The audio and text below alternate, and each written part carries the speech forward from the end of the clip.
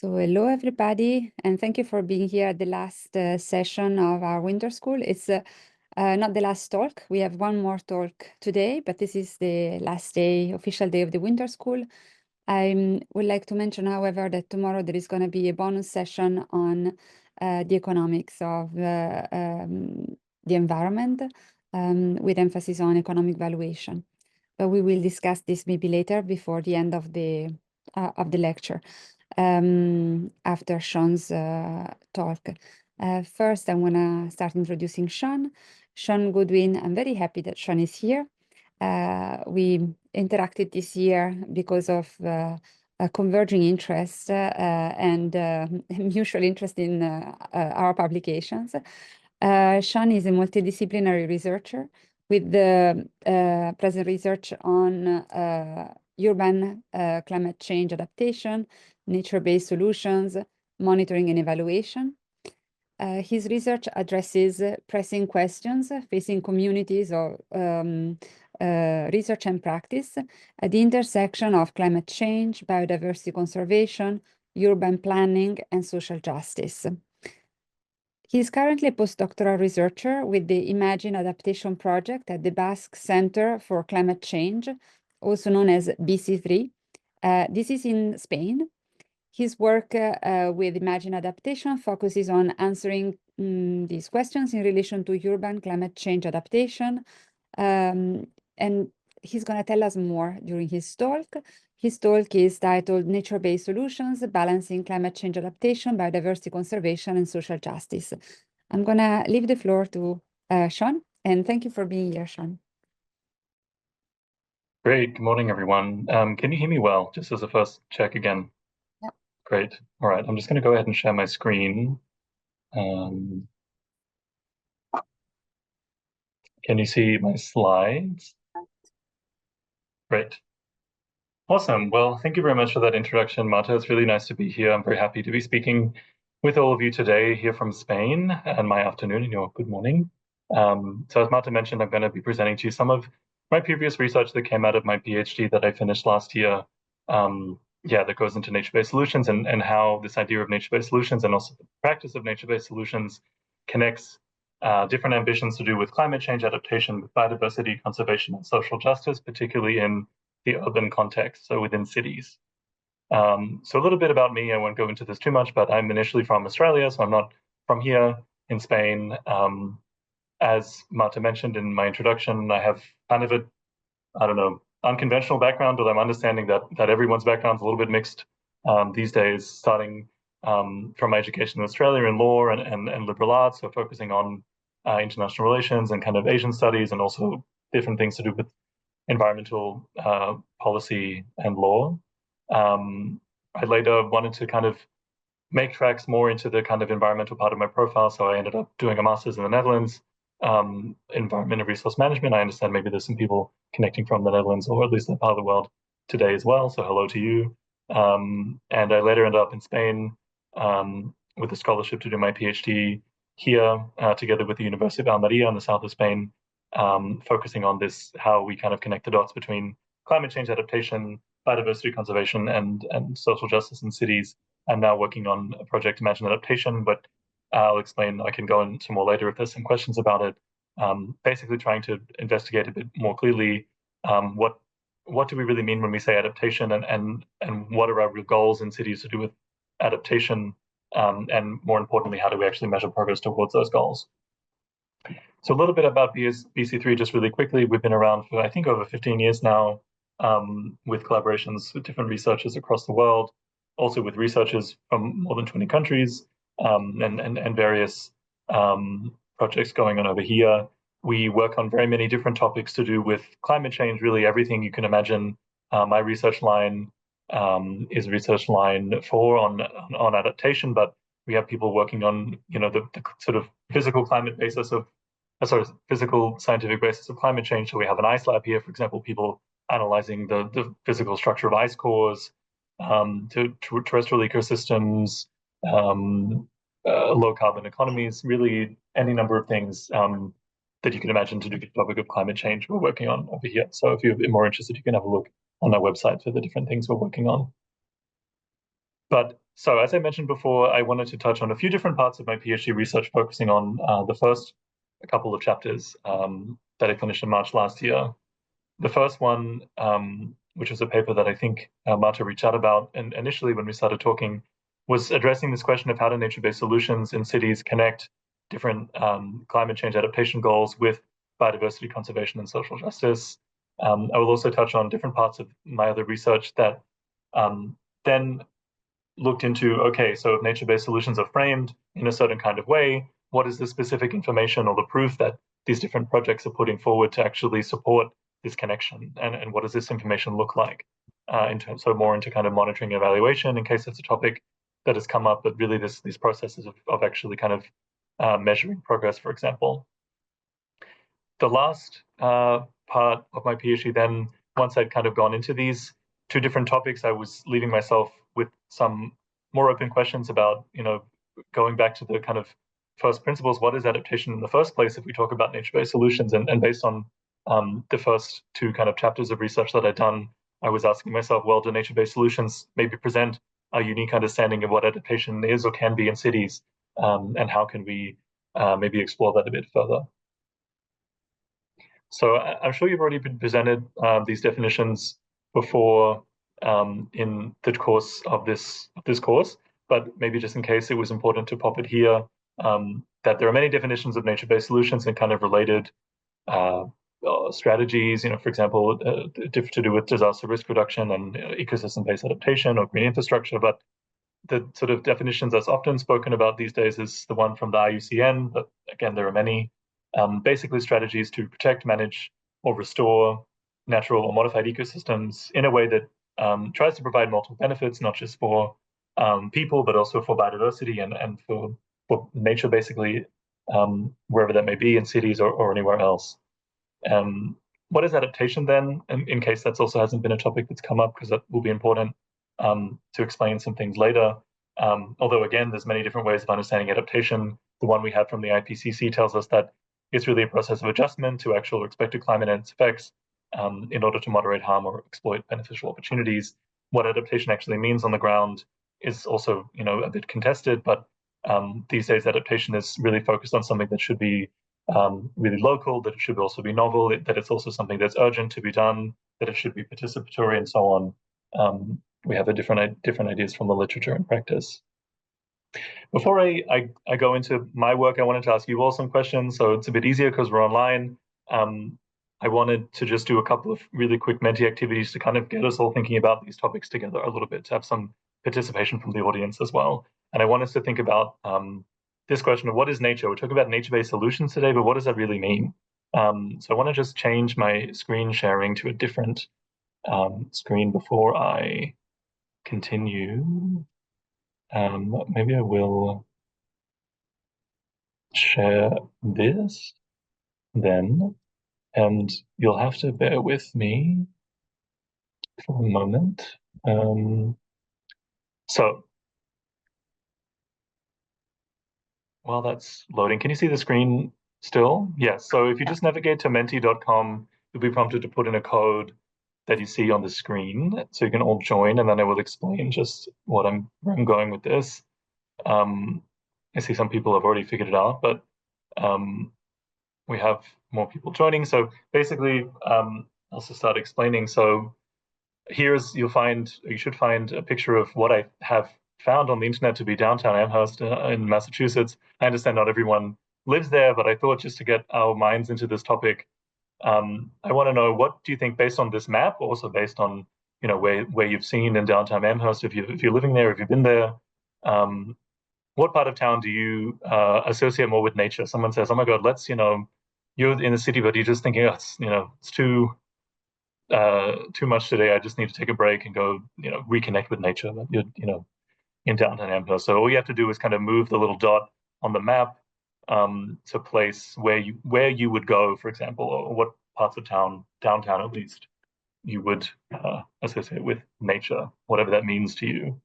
I see also from the map that there's a lot of what looks like green spaces around the city, but I'm very curious, so reflection on that later. So is he 17, 18? Oh, sorry. No, I just wanted to mention maybe because we have like maybe 80% of the students are, or maybe 70% of the students are actually from not here. So just to let them know. Oh, I thought it was the opposite. Okay, sorry. No, it's okay. It's very nice, actually. Maybe you guys can Google Amherst and you're going to see that Amherst in the western part of Massachusetts. Massachusetts is like a rectangular shape in coastal eastern US. And Amherst is on the western side of the state. It's in an area that can be considered a rural area, and there is a lot of land around campus.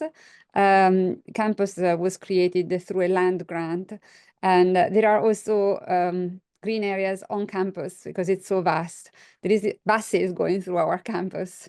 Mhm. But the city you see, sorry, the town of Amherst that you see here, Amherst is a historical New England town. It's very beautiful. If you happen to be in Massachusetts and you travel west, you should definitely stop and check it out. It's very pretty.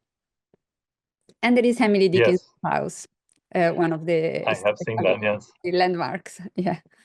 Yes, it looks very sweet on. So yeah, I should say that if you haven't been there, like myself, simply just looking at this map, where you would say that probably looks like where I'm going to find some nature. So if you don't happen to really identify with the place, then feel free to just take a guess. Um, I see that I think there's like 20, well, 6 people in. And I think there's maybe like 50 people participating, but maybe the rest are not in or don't feel like it. That's totally fine. Maybe I would just already start reflecting on this out loud, and if anyone has any uh, comments on what they think that they perceive nature to be in the city of or the town of Amherst, then let me know. But I see, based on also what I would have assumed as an outsider, that probably where I would have put the dots was also this large cluster kind of down the bottom. It seems like there's a large park there, and you've also identified another small park on the kind of northern tip, and some other would look like smaller little parks. Does anyone want to like put their dot on? Does anyone, just as a brief I don't know, reflection, if anyone wants to explain how they made their choice, why they thought that was nature and not somewhere else, feel free to just, I don't know how this works on Zoom, raise your hand or just simply open your mic. We usually allow people to engage in the chat, or in not to or in the keep, chat. Yes. but there are some comments actually. But if you want to share your thoughts, feel free to raise your hand, and then we're gonna call your name.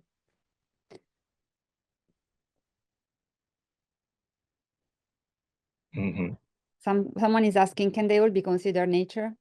The buildings Yes. built in, maybe they are all nature. Yes, that's a very good question. I think, this is something that I came up against in my own PhD research, going to conferences with ecologists, that I would talk to them about urban nature-based solutions or kind of doing ecology in cities. And it's maybe less of a controversy these days, but still there's people out there that would completely reject the idea of talking about, anything to do with nature and to do with urban areas, and a lot of these kind of mapping or different, geography type environmental geography type methods. People will simply just exclude cities from any kind of modeling or whatever, because they think, well, there's nothing of ecological significance there, so they will just not talk about it anymore. There is But 2 comments in the chat if you want. So Barea mentioned that there is a very cool bike trail that is a little east of the Commons. The Commons is the area with the 8 and 4 circle, like marking it. And that bike trail is also a bird sanctuary. Or maybe the bike trail, or maybe there is also a bird sanctuary that Bahia truly associates with nature. Then there is more comments about conservation spaces around Amherst.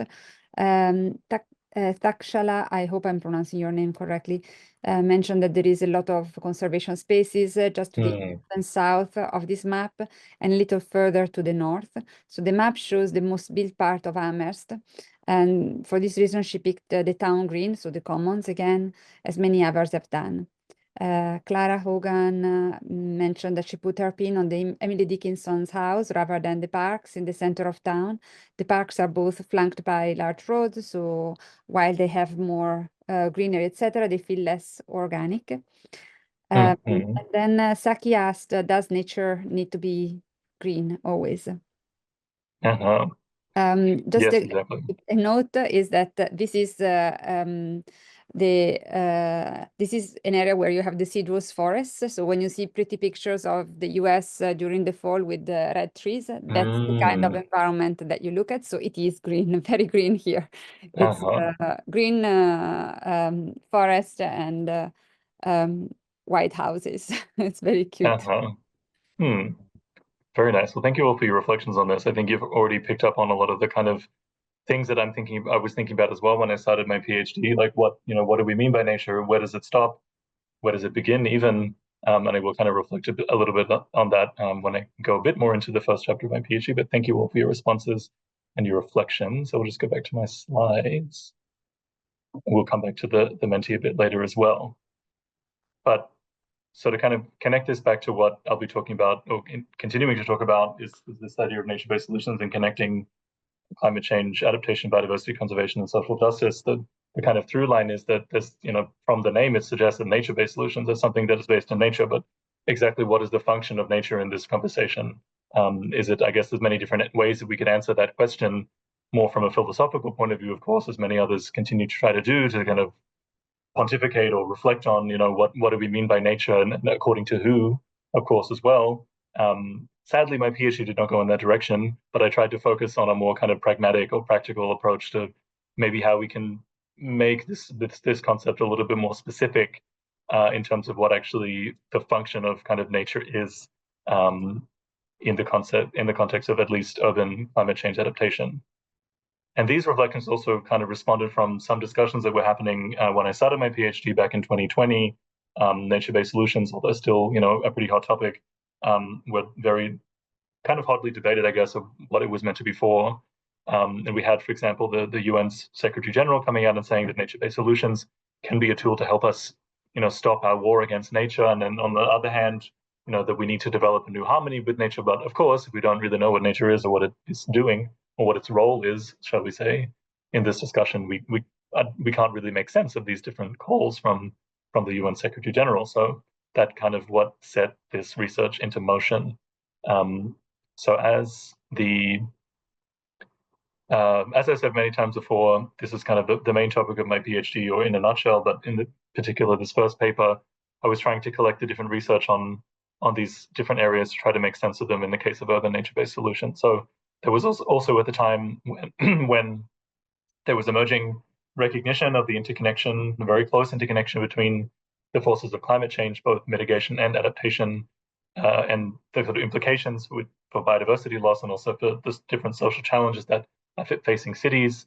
For example, growing inequality and different kind of facets of social injustice, because these different things share many drivers, feedbacks, and impacts. You can kind of see that on the slide there on the diagram on the right, that we can see that hazards like heat waves or droughts or floods have obvious implications for ecosystems themselves, which has then flow-on effects, because we know that different ecosystems can help us keep us safe against climate change as a human species, I guess. But then, of course, we as humans, as the main drivers of both of these things, to a greater extent, climate change, of course, and as well biodiversity decline. It's a very kind of complicated dance between these different points of the triangle. I guess one concrete example, although a lot of people like to talk about trees and urban greenery and stuff like that. One of my favorite, I guess, nature-based solutions that I came across was this idea of artificial reef structures, which can be planted or placed rather alongside the kind of shore of cities as well. And I think they can also demonstrate the kind of tensions or opportunities for synergy between these different points of the triangle that I just showed. So say, for example, that these artificial reef systems can create or the possibility of reducing the impact of storm surges or sea level rise in a way in urban areas or coastal cities, that at the same time this has obvious biodiversity benefits for the fish that are able to then live there, or other species. It could also have potentially positive human benefits, not just in terms of climate change adaptation, but also other aesthetic or kind of sociocultural benefits of people being able to enjoy those ecosystems closer to where they live. But at the same time, we could also imagine that maybe not everyone would benefit, that maybe that as is often with these kind of restoration or protection, ecosystem protection strategies, that maybe they put in place no-take zones, or they restrict the kind of fishing that can be done there, which may affect people's also ways of life, or their income potentially as well, depending on where it is. So we also need to be careful to manage those different trade-offs, and maybe that we're also not benefiting everyone. That we also need to take care of that in this kind of social justice part of that triangle. So to get a bit more specific, when I'm talking about the way that nature-based solutions can create benefits in terms of adaptation, in terms of biodiversity, in terms of society and social benefits, what am I really talking about? The main questions that I was looking into in terms of climate benefits were specifically what kind of climate hazards are nature-based solutions currently being designed to confront. So are they droughts, are they floods, are they heat waves, what is it? Also, what kind of climate change vulnerability are they supposed to be helping people, or are they framed to be able to be helping people with? So, from the IPCC definition, reducing exposure, reducing sensitivity, or supporting adaptive capacity. Oops, I'm trying to move along my slide here. So in terms of the biodiversity benefits, I was curious about, okay, again, trying to kind of not sidestep, but to get a bit more, I guess, specific about what do we mean by nature?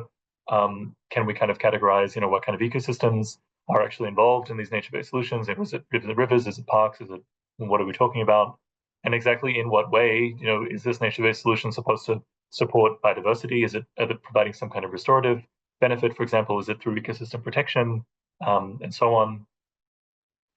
And then in terms of the social benefits, I was looking at, what kind of actors are involved, how are they kind of governed, how are they funded, who are the main actors involved, who was there, who was missing, and also in what way are they supposed to perhaps be supporting or supportive of achieving social justice that was defined in a way that I'll explain in a moment.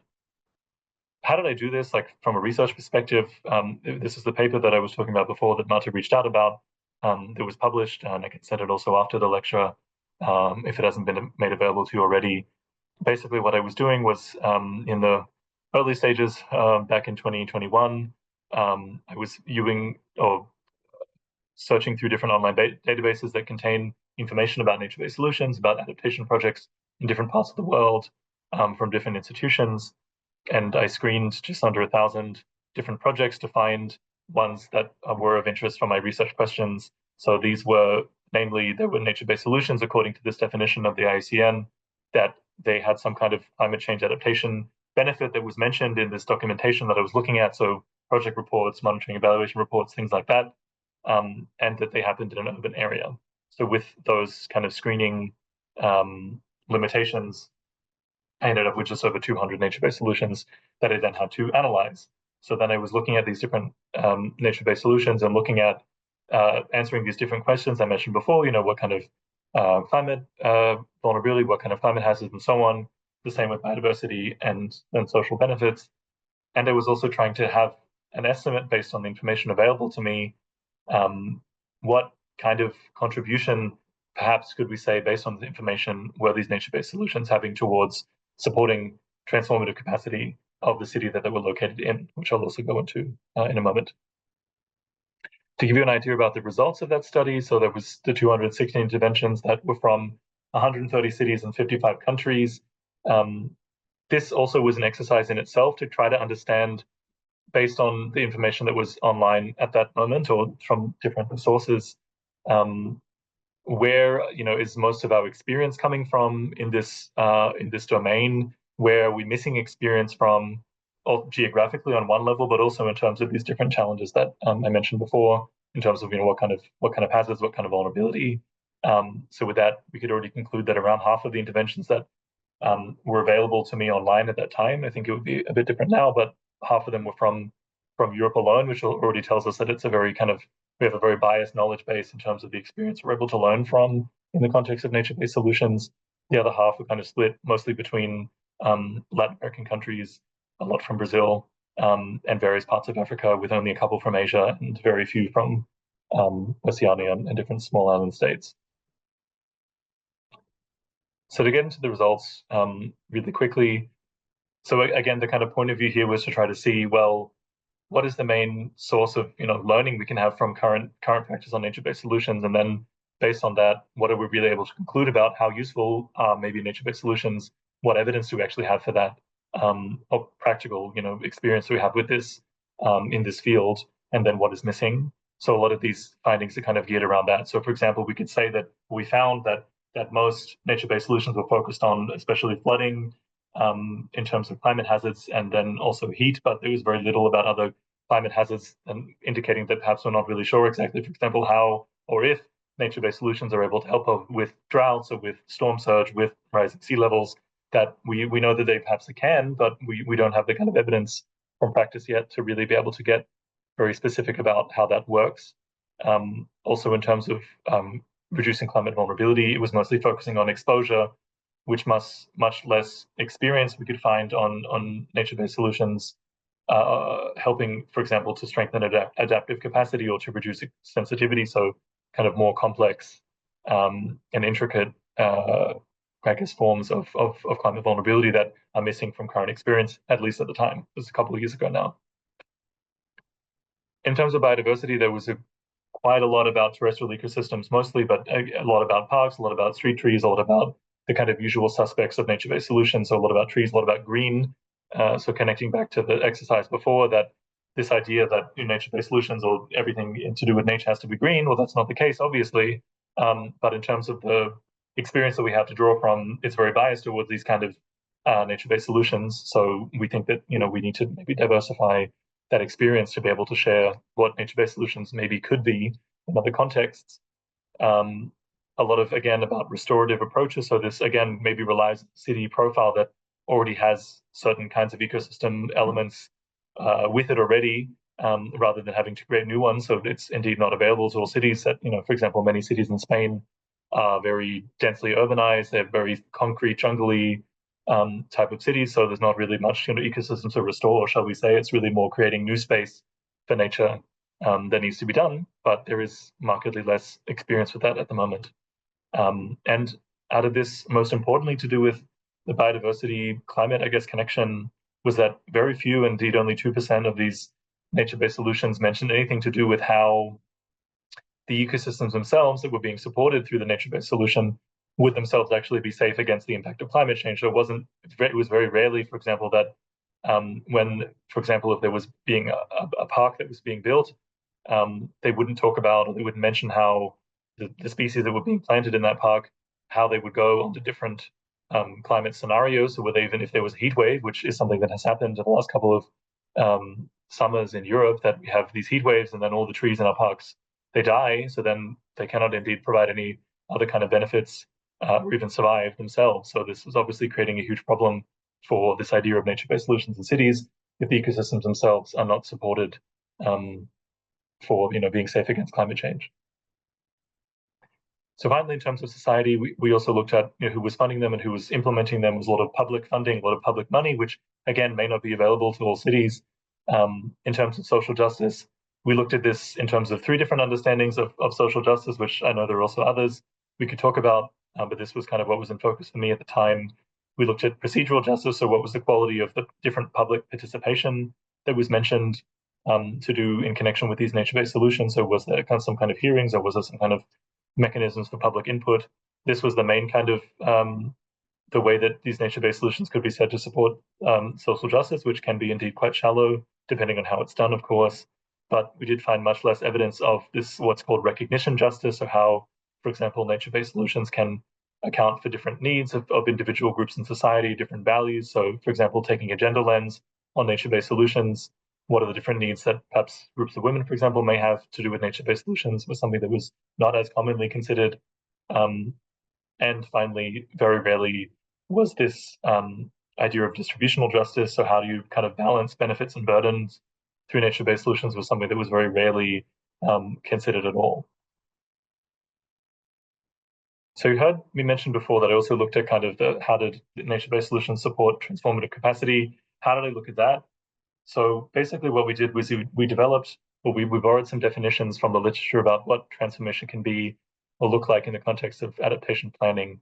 And we tried to fit these different projects, the information we had available about these interventions into one of these three different definitions in three different categories. So in terms of social transformation, ecological transformation, and technical transformation in cities, so how the kind of physical infrastructure also may be changing. And this is on a kind of three-step scale. So on the one hand, on the kind of most shallow, capacity for change was incremental. So basically maintaining business as usual. So maybe, for example, you just plant a couple of trees, but you leave it at that. Reformistic is then this kind of middle ground capacity for change. So maybe the nature-based solution is having some evidence of reforming different parts of the city system and addressing maybe some underlying drivers, at a neighborhood level, for example, but maybe it's not really, getting to the core of the issue that have this bigger idea of how cities are designed or, more transformational aspects, which then leads us into what is transformational then in this case, or transformative change. And that is kind of change that really evidence of like altering the city systems, changing these features of the system that create problems in the first place, so the different kind of rules, norms, worldviews that are holding us back from being able to develop sustainable cities in this context. So what did we find? Well, most of the projects that we were analyzing better fit within this kind of reformistic definition of capacity for change. So there was some very big progress in some areas of the city, but not others. So that's why it was a bit patchwork and maybe not as comfortably fitting in the transformative definition that, for example, many cities, particularly in certain regions, and for example, in Latin America and Africa, were much better at balancing many different forms of social justice, for example, but not really connecting the dots in other areas, perhaps. This was followed by the second largest group of projects, which were more incremental, which are really more projects that were, for example, pilot studies are very small, discrete interventions that themselves, of course, for the people that live very close to them, could have a very big impact, but looking at the kind of city system as a whole, maybe would take some more time before maturing into something that would be transformative, perhaps in combination with other actions over a longer period of time. Then, of course, the minority of nature-based solutions we looked at fit within this transformative definition because, for example, they really took a whole of city approach. They really connected the dots between climate-Biodiversity-society connections that really stood out. I'll provide an example in a minute what that looked like, but what does that kind of mean? What do these results mean for us? Coming back to this quote from the UN Secretary General, I think maybe based on our results, we kind of concluded that instead we can be a bit more specific to say we really need to get to try to dig a bit deeper to unlock different forms of change, and to do that we really need more inclusive nature-based solutions. And by inclusive, I don't just mean in the social sense, but also inclusive in the sense of not just looking at climate benefits, not just looking at biodiversity benefits or social benefits in isolation, to really start to try to connect the dots, like some of the more transformative projects that we analyzed did a bit better. So, for example, there was a project that kind of fit a lot of these definitions. That was a project in South Africa around Durban. Basically, what they did over the course of many years was they created this kind of social enterprise project where they would train local people living in the area to basically run nurseries and look after tree species. And then they would also be able to kind of set up this economy of trading trees, seed, kind of like seedlings, for example, for different other goods and services. So to be able to send their kids to school, to be able to, access essential goods and other kind of just generate income in general, which was very well received and had quite a strong impact on the community, employing over 300 people in that area. They were able to reforest a simply huge amount of degraded land that used to be a landfill site, just over 500 hectares, planting over 1 million indigenous tree species, sequestering carbon, so connecting to mitigation as well. And as well, they were able to observe different biodiversity gains as well in terms of obviously the tree species that were previously not there because it was landfill. And also they noticed more bird species, for example, inhabiting the area. And they also measured different things to do with flood mitigation and water quality, which was the flood mitigation was the adaptation connection in my case. So it's kind of an example of a way that a project can connect these different social, climate, and biodiversity goals into one project and really transform a community in the process. So moving to the second chapter of my PhD. And before I get into that, I wanted to ask you another question as well. So this part was once I'd kind of looked at all this 200 odd nature-based solutions, I was thinking to myself, well, this was up until this point really focused on framing. So all these different reports were looking at, okay, this is how we frame what we think we did in terms of this nature-based solution. But I was then curious, okay, if this is the framing, if this is the things you're promising, or you're just kind of saying that your nature-based solution has done, what is the actual proof or the evidence that you put forward to show that this actually happened? And so then I became curious about what kind of information did nature-based solutions use to support the connection between the different goals that they're pursuing. And then on another level, what actually makes good information to assess nature-based solutions to do this in the first place. So I will take us back to the Menti activity. I want to put yourself into the shoes of someone designing a nature, or so living in a city that is, needing to adapt to climate change, shall we say. And I will just share my screen, the other screen. Moving to the next activity. So I'm not sure if you have to refresh the page or go back into to click through to the next activity on the Menti, but I will post in the chat, or can someone post in the chat the details again to join? So I see someone's already in, so it seems possible. So what I want you to do is just start to think about, imagine yourself in the city that you live, because now I know you don't all live in Amherst. Wherever it is that you live, what are the kind of things that you're going to notice in that city to know that it's adapting to climate or adapted to climate change? What are the different sensations? What are the sights? What are the smells? Like really, start putting yourself, I guess, as we all are, we're also just everyday people living in cities. What are the kind of things you're going to feel, see, touch, or, know that's happening to know that your city's adapted to climate change? So I'll give everyone a couple of moments to get into that kind of.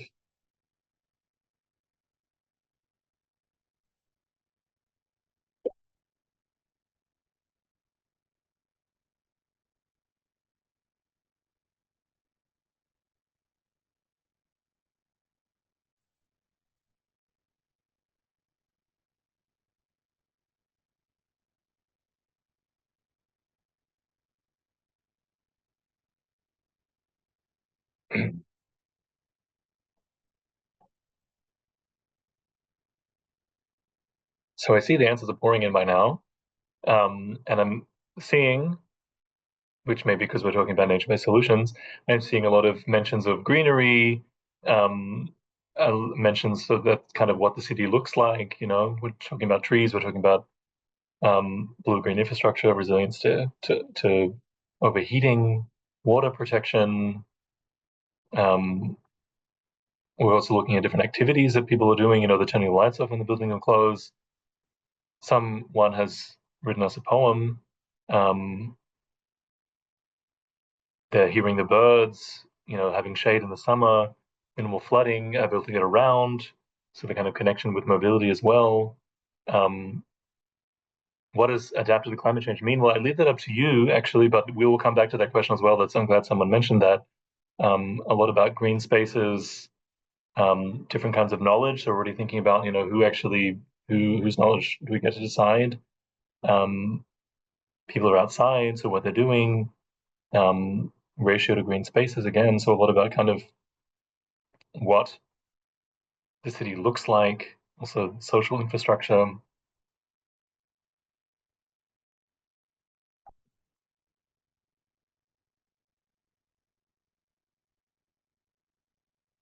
So I'm going to see if I can group some of these responses just to kind of summarize for us a little bit using Menti. And it's done a pretty good job. So we could see a lot of your answers were kind of about how cities are planned has a lot to do with this. So again, looking at how exactly how of adaptation. Oops. So a lot of you mentioned greenery, like I said, focusing on specific disasters for some of you as well, connection to transport, social part of things, and different things. So we can see that as I, kind of will go into in a moment, we start to see there's a couple of different themes that emerge out of these answers as well. I think that we can observe that there's a part of that is about, the ecosystem part of things. There is a part about the kind of technical infrastructure, of those that were talking about urban planning and infrastructure and transport and things like that. And of course, the other social parts of things, what people are doing, how they feel, community responses and things like that. So we have kind of social aspects, we have ecological aspects, we have technical aspects, as we can see, and that I will connect back to the kind of research that I was doing on this topic and the kind of information that nature-based solutions have been using over the last couple of years. So coming back to the slides, thank you all for your responses. Did anyone have any comments or anything about that before I move on? Anything that they realized when they were thinking about what it means to be adapted and wherever they live?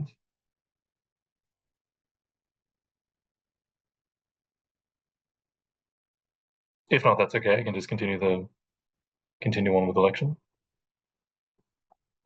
All right, getting the nod from Marta. So where did I go from here? So I had this database of nature-based solutions that you can find online, by the way. It's really available, the database of 216 nature-based solutions. I was then curious about which of these actually put forward any kind of information about the results of their project. Were they successful? What does it mean for them to be successful? So I went through all of these that I had in my database, and I pulled out the ones that had some kind of evidence of having done some kind of monitoring evaluation, that they had developed some indicators, for example, to measure their results. So that was 74 projects. I then extracted the individual pieces of information, so the individual indicators that all of these projects put forward, which is just under 800. I then kind of did different things to group the different ways that these projects used information in this way, and I also conducted some interviews to try to make sense of why some of these projects made the choices that they made. So connect to this, so to kind of present this in terms of some more discussions or disagreements, like I did before with the quote from the UN Secretary General. These were actually from my own interviews now. So I was trying to basically in these interviews ask people, why did you choose these indicators? Why did you choose this information to measure, to evaluate your nature-based solution? Like, why was this important information to use? And I got very different answers. So on the one hand, there were people saying that, well, at the end of the day, it's just about numbers. I need to use these numbers to prove to the mayor that I did my job, and he's going to use these numbers to prove to the public that he's a good mayor. So that's kind of that political aspect also comes into play very clearly. And on the other hand, there were projects, for example, a project in Brazil, where this person was telling me, well, I don't care about numbers. I don't care about indicators. All I care about is the fact that this project is implemented well. So if there's any way that I can kind of know or measure in some way, in the kind of broader sense of the term, not necessarily with indicators, if I can just know that the process of implementation of this project was a good one, then that's all I need to know. And the indicators that I will use will just be because some foreign funding agency wants me to use these indicators, but I don't really care about them. I just care that the project is implemented well for my community. So then this enters into this more kind of social dimensions of why people choose certain indicators or certain information over others. So to kind of make sense of all these conversations, I had to look in the literature in terms of, what actually makes good information to evaluate nature-based solutions. And of course, there are many answers to that question, but I tried to boil it down to that basically in the context of urban nature-based solutions, that it needs to be information that's relevant to sort of cities as unique ecosystems, so we can think about them to meet their adaptation needs. And of course, there's some good practice of monitoring evaluation that needs to be borne in mind as well when this information is embedded in bigger processes for data collection and so on.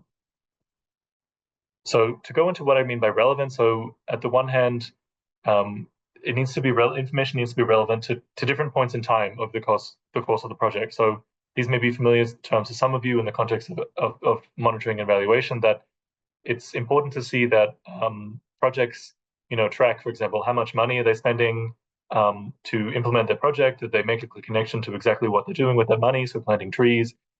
And then this is where it gets a lot more complicated, but important to keep going, that, what is actually the outcome of that planting, for example, in this case, how are we actually going to measure whether or not those trees are doing what you're hoping that they're doing in your city?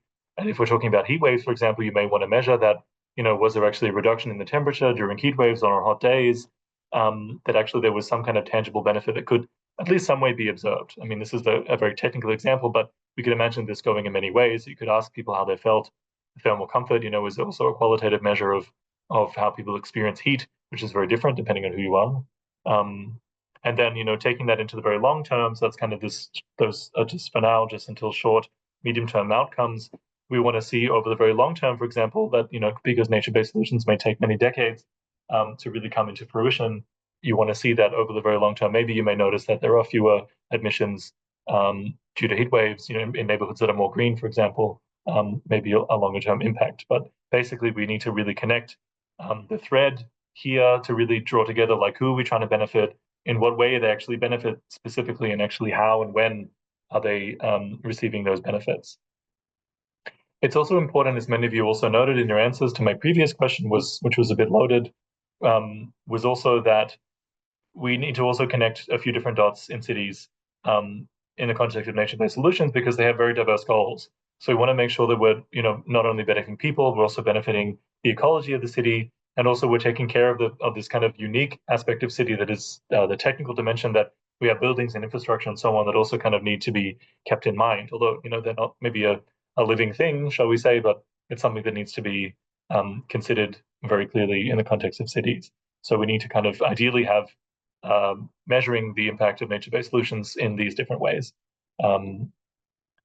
So, for example, social dimension includes, any number of the kind of cultural, economic, political aspect of cities. So maybe as a very, usual example, a simple example of, the number of people that have benefited from an initiative.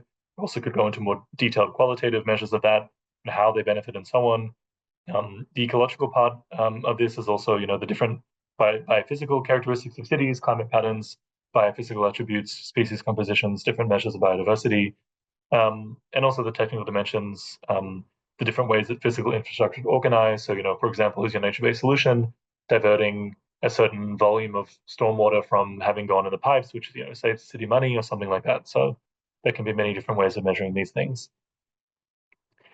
Very quickly, we also, we looked at into what kind of monitoring evaluation systems or attributes of these need to be had in mind. So they also need this information.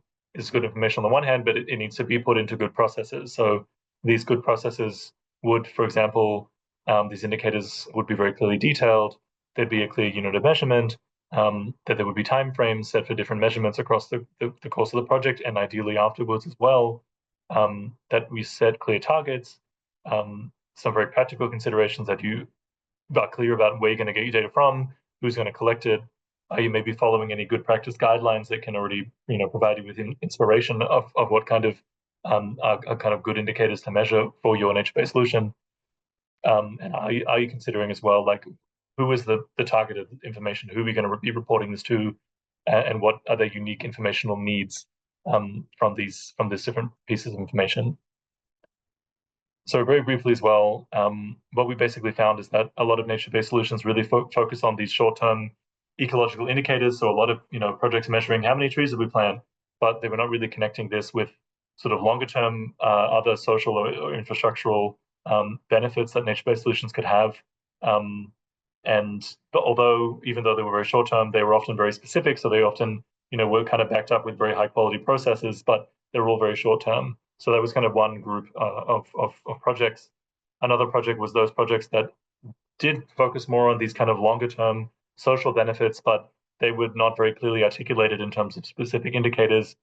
And so we say that they didn't really put forward a credible pathway to actually measuring these indicators. So they looked like good indicators on paper, but the question was, what do you actually do with these pieces of information to actually measure them? And based on some of the quotes that I showed you before, that when we spoke to the people implementing these projects or doing this monitoring and evaluation, there was very different perceptions about what made good information to evaluate nature-based solutions. And a lot of this came back to different local, social, and political contexts that is often not really very clearly spoken about in context of indicators and evaluation.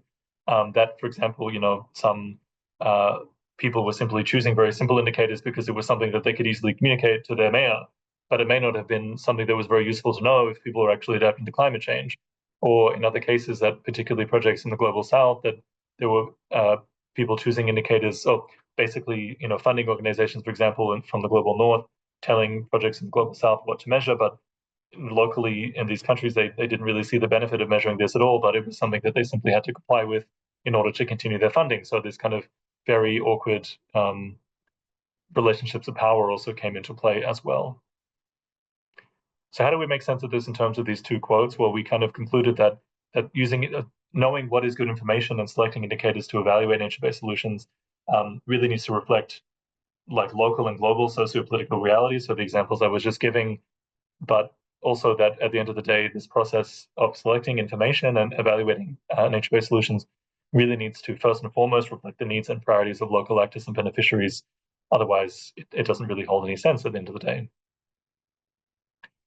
To leave you with kind of a positive example of what this looks like, and again, we're staying in South Africa. Actually, there was some very interesting examples of nature-based solutions in South Africa. Another one was the Modderfontein Reserve, which is just on the border with Johannesburg, that they used many different kinds of information to know that their project is going well. That they had very many different social indicators, to do with different recreational uses of the park and how people felt being there. They use many different biodiversity or ecological indicators to do with how much degraded land they restored and how species were kind of coming back to the area, and also different technical indicators as well. So making sure that different historical architecture on site was well maintained, and that they didn't do any damage to other infrastructure over the course of the project restoration. So that was kind of a good example of how projects put the pieces together. So we'll just quickly, before I open the floor for questions, finish with the last part of my PhD research that was really looking at, okay, I'd kind of had in mind over those years, was looking at, seems to be what nature-based solutions are kind of trying to achieve. This is the kind of information that they're trying to use. But what does this really tell us about adaptation? Is it based on everything that I've seen and all the conversations that I've been having with people in the interviews? I had this kind of feeling or this thought in the back of my head that it didn't really seem that what is going on here with adaptation is very relatable to other kind of projects. If you're, for example, building a seawall, or if you, I don't know, making improving insulation in buildings. These are. It seemed like there was something a little bit different about the way that people described what that they understood adaptation to be through their nature-based solution. That is kind of what I put forward to then explore as a last step. So as a last activity, I did want to ask you one more question. We're going to build a collaborative word cloud together based on one of the questions that one of you picked up before about what does it mean to be adapted? What is adaptation actually? We have this IPCC definition that I mentioned before, but what does it actually mean? So you can go back to the Menti again, the same one, and this time I'm going to ask you a different question. You can answer as many times as you want. Simple, just a word association activity. So when someone says to you the word adaptation, what kind of things come to your mind?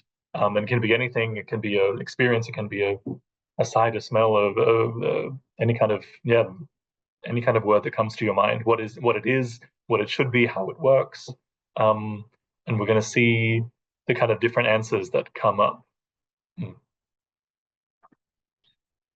And again, you can answer this as many times as you want. You don't have to stop at one answer. You can just keep submitting all the words that come to your mind. If there's more, we can kind of see where our thoughts come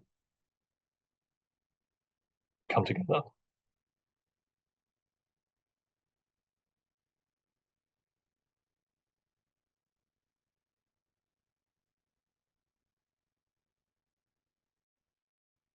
So I'm already seeing some very interesting answers. Something that I've spoken about already: inclusive, local, symbiosis, kinship with planet. Just something that I'm happy to see.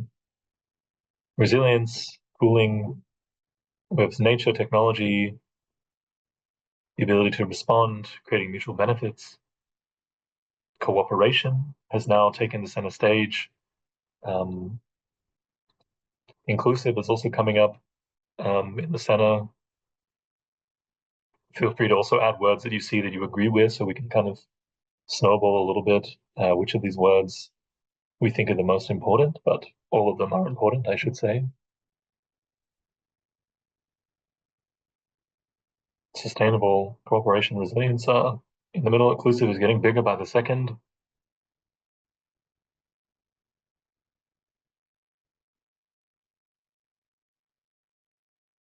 We see on the side some other behavioral change, proactive adjustment, large scale, connection with mitigation, which is very important, community. It's a lot about these social parts again, holistic. Indigenous knowledge is coming up a few times. A relationship with nature is also coming up a few times, which will be important for reasons I will show you in a moment.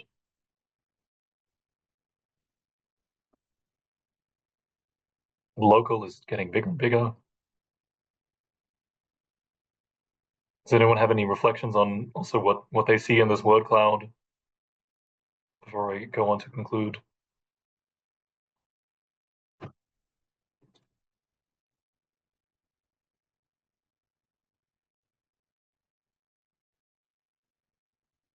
Maybe if I may, a little observation. Thinking about adaptation by itself, for me, it's depressing because I still hope for mitigation or some form of mitigation and not just adaptation. So just thinking about the definition of mitigation and adaptation for the IPCC. So if we think about adaptation, we adapt to climate change.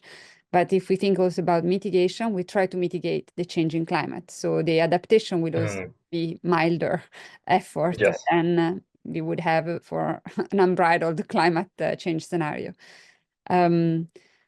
So yeah, I appreciate the fact that there is mitigation in the picture, and I hope Yes. that adaptation and mitigation strategies will be combined, including biodiversity efforts. Absolutely. Yeah. But I feel like adaptation for a long time was kind of the outside a little bit because it feels a little bit like admitting defeat. Well, I guess by now we've kind of seen with experiencing a certain level of climate change, we may experience a little bit more depending on how we go, of course. Yeah, but I guess the need to adapt sadly is here to stay. But thank you for your responses. I also see that if we can kind of take this as a final snapshot, that local is a recurring theme, which is something I'm happy to see. And mitigation, like you said, Mate, is coming up in the middle. Preparedness, resilience, inclusivity, cooperation, symbiosis, and a lot to do with care and connection of nature and people as well, which is something I'll pick up in a second. So thank you all for your responses. Going back to my slides, this was an activity that we also did here with the adaptation resource line at BC3. You can see on the screen that even climate adaptation researchers also had many different ideas about what adaptation means in the context of their own work. That we can see, for example, some people were talking about adjustments, so the kind of IPCC definition, disruption, survival, recovery. But there is this underlying certainty, right, of what adaptation actually means. We all, as we just saw from our own work, that activity, that there's very many different ideas about what adaptation means, and that our different starting point for how we understand adaptation in the first place will have every significance for how we design projects, but also how we later choose information to evaluate if we're actually succeeding or not. And that was how I arrived on this question after having kind of been having these conversations with people about the kind of indicators that they chose. It kind of redirected me to think a little bit more deeper about, well, okay, I'm starting at the wrong place. I need to look at how do these people actually understand adaptation in the first place before I can understand why they chose the information that they chose. And I think these two answers from my interviews really helped me make sense of this. We had people on the one hand kind of stating the obvious almost, if we can say so, also things that many of you were mentioning in the word cloud, that obviously it's also to adjust or to react somehow to different climate conditions and hazards that are emerging that we maybe were not facing before. So for some, simply reducing urban heat island effect in the city was their main priority. But for others, it was a much more less obvious process of actually adaptation is something that is done by doing this heart-to-heart human process, creating relationships between people and communities to keep each other safe, and also with the planet, with nature. So not with nature, again, coming back to this word nature, with the planet that we live on, of renovating this relationship that we have with each other and also with the world around us. So with that in mind, I went back to my interviews and I was looking at the transcripts and I tried to kind of pull out these different questions or these different themes that they were talking about to do with adaptation. So I was looking at, on the one hand, the way that these people imagined So I use the word imaginary as kind of their worldview, their ideas. Oh, sorry. I think somebody didn't have their mic muted, maybe. It's okay. You can continue, Sean. Okay, no worries. So I was looking at, how the imaginary, so the kind of worldviews about what adaptation is, which was called, in the context of this paper that's also published, ways of being adapted to climate change on the one hand, and other ways that they imagined, how do we actually know if adaptation is happening or not, what I call ways of knowing. So whose and what kind of knowledge was important to know if adaptation is happening. So imaginary is a bit of theory, but I won't go into it. It's basically what I was mentioning before, this idea about, people's understanding of what the world is and how it works. In this case, to do with adaptation, nature-based solutions. Ways of being was this people, how they understand what it means to be adapted to climate change, and ways of knowing is all about whose and what kind of knowledge do we need to adapt, to know that adaptation is actually happening. And these two things, ways of knowing and ways of being adapted, kind of converge into ways of doing, how we actually do adaptation, whether it's inclusive, whether it's top-down, whether it's bottom-up, whether it's nature-based solutions, that kind of they manifest in these different ways of doing adaptation. And basically what it all came down to was these two main themes that came out of this research, one, and two main ways of doing adaptation that I'll explain really quickly. One was this kind of hazard-centric approach, the thing that would kind of be used to talking about that adaptation is a process of reacting or adjusting to climate hazards and how they're getting worsening. Interestingly, this was also kind of connected with people that also understood adaptation or climate change to be something that's happening separately in human and natural systems. So they kind of made a divide between these things, that in terms of ways of knowing, that they really focused on that some kinds of knowledge were more important than others, so that local knowledge was not as important, for example, as technical knowledge, and they really focused on this kind of human or anthropocentric approach to what adaptation needed to be. So that was kind of one main theme, and all these kind of connected themes. There was another one that is kind of emerging from the literature now, as well as what I call the relationship-centric approach to adaptation, that instead, in many ways, in comparison to the first, that it was really people that were more, the people's ideas that were more focused on the way that, or understanding that there is no real separation between humans and nature in this context of adaptation, that adaptation needs to be something that's very close to the local context. So again, something that's local, as you mentioned before, that it creates synergy. So also something that you mentioned before, also in your answers, that it's something that's flexible and is able to kind of have space to grow and be scaled up and so on. In terms of ways of knowing, they were more interested, the people that spoke about this relationship-centric approach were more about knowledge pluralism, so bringing in different forms of knowledge, local indigenous knowledge, in a way that sort of connected human and natural systems, not in isolation, and also the kind of role of science in perhaps bridging these different knowledge gaps or these different forms of knowledge. So the kind of takeaway from that paper and the kind of endpoint here is that adaptation is more about hazards as well, that this idea that many of you also were mentioning in your answers, this idea of relationality and interconnectivity are also really important themes when we talk about adaptation, especially in the context of nature-based solutions, that is currently not really very often spoken about. Relational adaptation in this context really requires us to extend beyond technical or scientific forms of knowledge, also to look and incorporate more seriously local forms of knowledge, whether it's from indigenous communities or simply local people living in a place where the nature-based solution is being implemented, and understanding that nature-based solutions are something that try to connect the dots between human and nature and not in isolation.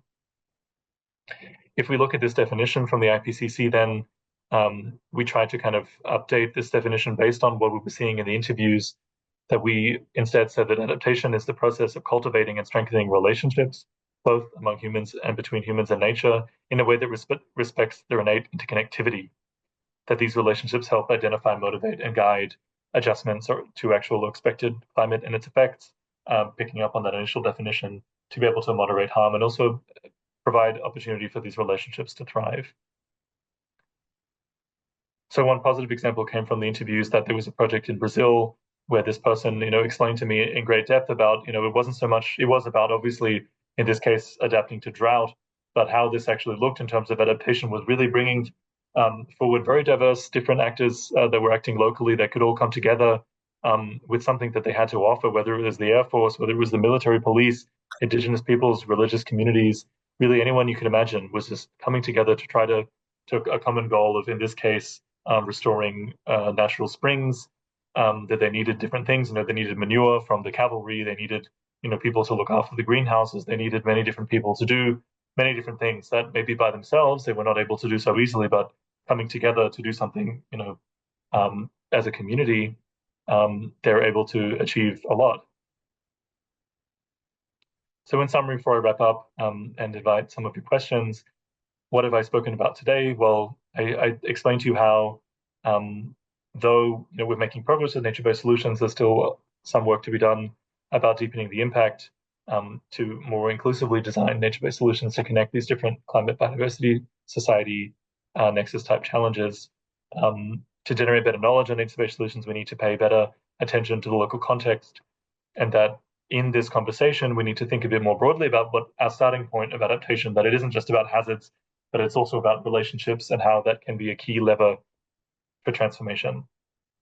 I did want to end on some notes to be hopeful, not to impart too much toxic positivity to all of you, perhaps, as I know we're kind of all going through a lot of changes, especially over the United States, with different political things going on.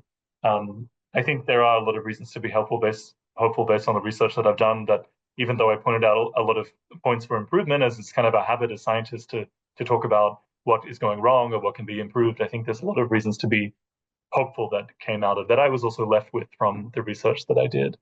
And my kind of final remark is that I think that we can see that nature-based solutions, for example, are a very unique example of how relationships and connections are a core component of adaptation, as it can be something really special to do with adaptation, about how it can show us how people can work together towards doing something in a common goal, and how the kind of great success that can be found beyond any kind of technical way of approaching adaptation.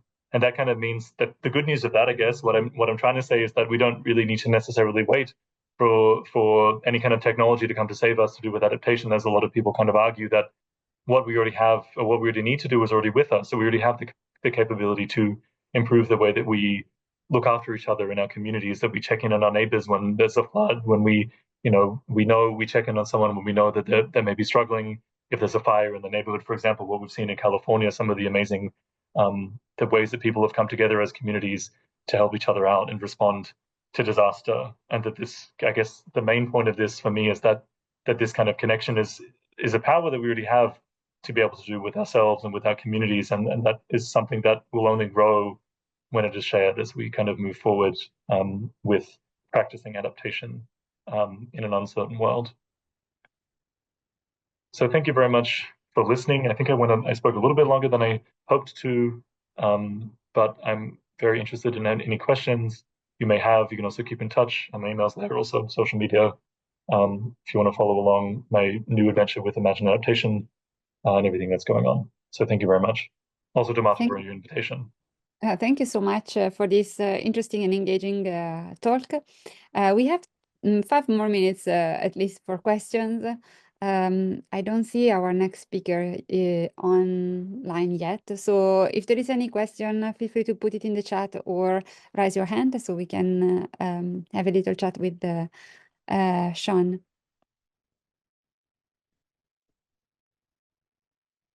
Any thoughts, any questions? I'm gonna let the student think about it for a second.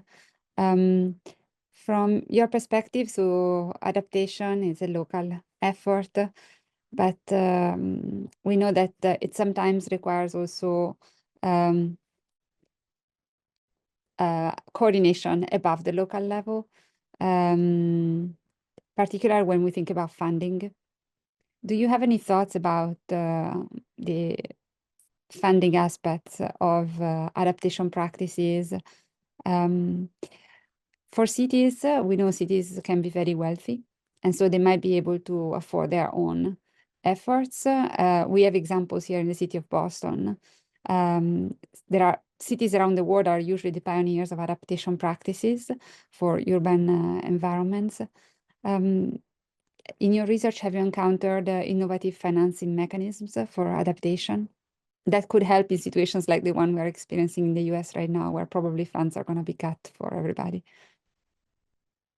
Yeah, that is very devastating news. I have some friends that work on some projects to do with USAID, for example, and it's all Done. uh, they basically got laid off overnight, and it's just yeah, it's very terrifying. But from the context of my work, I think, like you mentioned, that there's a lot of opportunity, I guess, at the local level. Although, I think it takes a really concerted effort across different scales, and cities and regions, and also have been highlighted as having a part to play. But it really is. It feels like a sometimes as well like a something that is of a concern for everybody across scales in terms of funding. I mean, funding is not hasn't been the specific focus of my own research. Like I can't provide any kind of profound insights into that based on my own work. But um, from those I've seen, there's a lot that you can do with very little, and those are the kind of the projects, the community-based projects that I was talking about. That while on the one hand we can acknowledge it certainly is not the sole responsibility of individuals to do all of this themselves, but um, that time has shown all these different examples, like the one I showed in Brazil, was just people coming together saying, "Hey, this is something that I think we can do," and they did with very little money, and were able to have really drastic implications for the way that their city was able to respond to drought, and also was kind of wrapped up in some other political things as well, that the restoration of these different springs was able to somehow block also different development that would have had negative impacts on the environment. So, the point is that I guess there's a lot that can be done with very little. I think that we see that, there's a lot of inequality, we know, in the way that city budgets across, if we look at a global context, that, obviously not all cities are made equal, and not all cities have the same budgets, especially devoted to adaptation. And that can be a real problem. I think some of the more innovative examples are maybe kind of connecting the dots a little bit based on what something I've said a lot today, that maybe there's some low-hanging fruit to connect your adaptation goals with other things that are being done, because adaptation can mean so many different things, that maybe there's already something somewhere else in your budget that is being devoted um, to something that has adaptation benefits you don't maybe realize at the time, that can be kind of recast and capitalized on. Other things that I personally find very interesting as well is this idea of participatory budgeting. That is also something that is done in Bilbao, here where I live, that they ask citizens to vote on different projects that are put forward, that some of which I've seen in the past years have kind of, maybe without being framed as such, have been having, can have adaptation benefits, for restoration of streets and so on, or greening projects that don't necessarily rely on national level leadership to be doing things. So I guess as long as cities have that ability, or regions have that ability to make their own decisions, that can kind of insulate us against these larger kind of political forces. Thank you, Sean. Sean, there is a question in the chat, but I see Alison, our next speaker, is already here, and we should probably transition to her talk. So I'm very sorry to No, that's okay. here. But thank you so much for your participation. You're welcome to stay if you're interested. Otherwise, we wish you a lovely evening or afternoon, evening at this point in Spain. Thank you very much. I hope you can hear a virtual round of applause from all of us for your, Thank you. for your talk. So Thank you thank you all so very much, much. and do keep in touch. Yes, definitely. And maybe We'll hang Zania, around for this talk.